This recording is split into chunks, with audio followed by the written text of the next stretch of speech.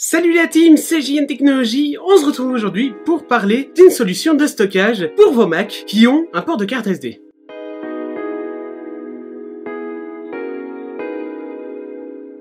Et oui les amis, le produit que l'on va présenter aujourd'hui, c'est le Tardisk. Tardisk, c'est quoi? Tardisk, c'est en fait une carte SD qui est aussi fine que votre Mac. C'est-à-dire que lorsque vous la mettez dans votre Mac, elle ne va pas dépasser comme toutes les cartes SD normales. Celle-ci est adaptée à votre Mac, tout simplement. Ce que j'adore dans ce Tardisk, c'est que ce n'est pas super cher, ça n'encombre pas comme un disque dur externe, par exemple, et qu'il y a plusieurs tailles différentes. Il existe donc la capacité 128 comme j'ai ici, il y a du 256 et du 512 Go.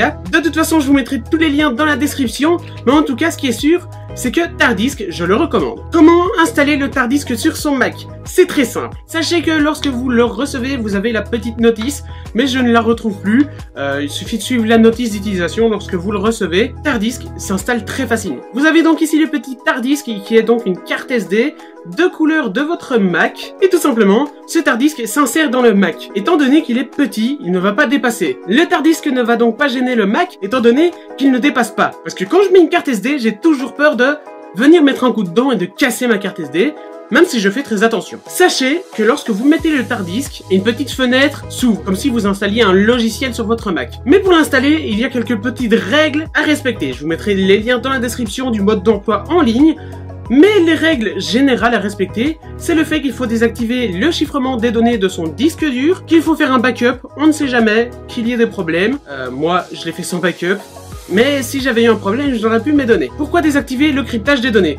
Tout simplement parce que le Tardisk, si les données sont cryptées, il ne sait pas accéder à votre disque dur. Pourquoi il a besoin d'accéder à votre disque dur? Le Tardisk va venir s'installer sur le Mac et se fusionner avec votre disque dur. Au lieu d'avoir un Mac de 256 Go comme moi j'ai, je viens rajouter le Tardisk de 128 Go et j'ai à peu près 386 Go dans mon Mac. C'est fusionné ensemble.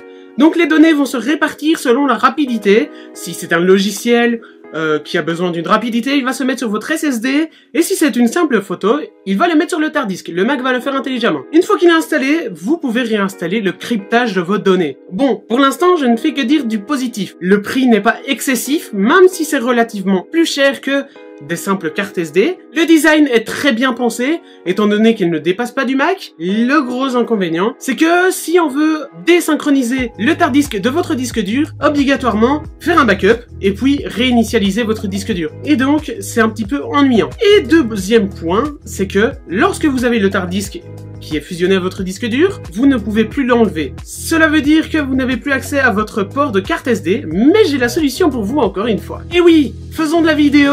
J'ai été choqué de savoir que si je retirais mon Tardisk, je n'avais plus accès à certaines données. J'ai vite commandé sur Amazon ceci.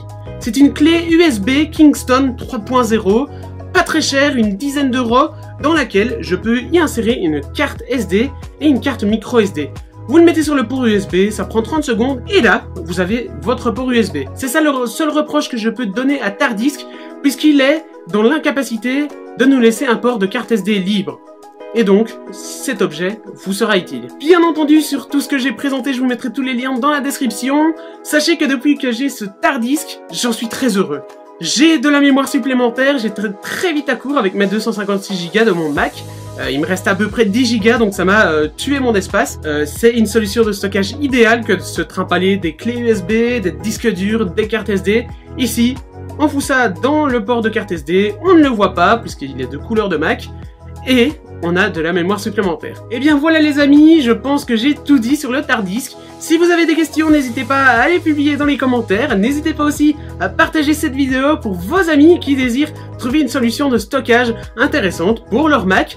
Mais aussi, n'hésitez pas à laisser les petits pouces bleus des familles et à partager la chaîne YouTube à vos amis afin d'agrandir la JN Team. Sur ce les amis, on se retrouve mercredi pour une future vidéo. Allez, salut!